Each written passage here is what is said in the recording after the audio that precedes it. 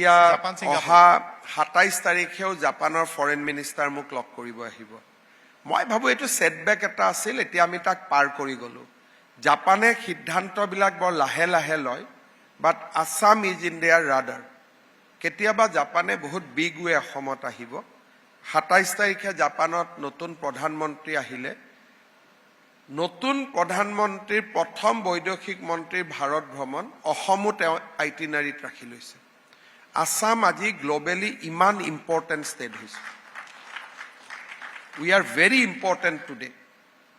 কাৰণ তেওঁলোকে অসমক এখন পটেনশিয়াল ষ্টেট বুলি ভাবে ফৰ ফিউচাৰ আৰু যোৱা 5 বছৰত আমি অসমৰ এটা ব্ৰ্যান্ড ইমেজ ক্ৰিয়েট কৰিলো আজি আপুনি ইউপিত যাওক গুজৰাটত যাওক বিহাৰত যাওক মহাৰাষ্ট্ৰত যাওক অসম বুলি ক'লে সবে বুজি পোৱা হৈ গ'ল এতিয়া নকয় আৰু অসমখন ক'ত বুলি we have changed the perception about Assam